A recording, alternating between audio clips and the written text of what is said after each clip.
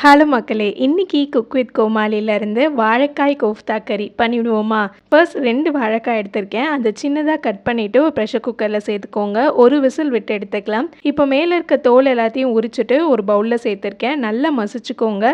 இது கூட பச்சை மிளகாய், வெங்காயம், இஞ்சி பூண்டு விழுது, கரம் மசாலா, மல்லித்தூள், மிளகாய்த்தூள், கொஞ்சமாக கொத்தமல்லி இலை, உப்பு அண்ட் கடலை மாவு சேர்த்து நல்லா மிக்ஸ் பண்ணிக்கலாம். இப்போது கையில் எண்ணெய் அப்ளை பண்ணிவிட்டு நம்ம சின்ன சின்ன பாலாக உருட்டி எடுத்துக்கலாம்.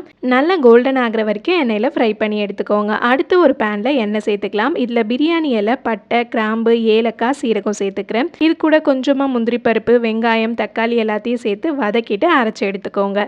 இப்போ ஒரு பேனில் எண்ணெய், இஞ்சி பூண்டு விழுது, மல்லித்தூள், கொஞ்சம் கரம் மசாலா, மிளகாய்த்தூள், மஞ்சள் தூள் சேர்த்துக்கலாம். கசூரி மேத்தியும் சேர்த்துக்கோங்க. நம்ம அரைச்சி வச்சுருக்கிறத நல்லா வடிகட்டிட்டு இதோட சேர்த்துக்கோங்க. இதுக்கு தேவையான அளவுக்கு உப்பு, ஒரு 1/4 கப் தண்ணி விட்டு எண்ணெய்லாம் பிரிஞ்சு வர வரைக்கும் குக் பண்ணிக்கோங்க. இதில் நம்ம பொரிச்சு வச்சுருக்க கோஃப்தா கொஞ்சம் ஃப்ரெஷ் க்ரீம் சேர்த்துட்டிங்கன்னா ஒரு சூப்பரான வாழைக்காய் கோஃப்தா கறி. அண்ட் இந்த ரெசிபி யார் பண்ணதுன்னு தெரிஞ்சால் கமெண்ட்ஸில் சொல்லுங்கள். பாய் பாய்.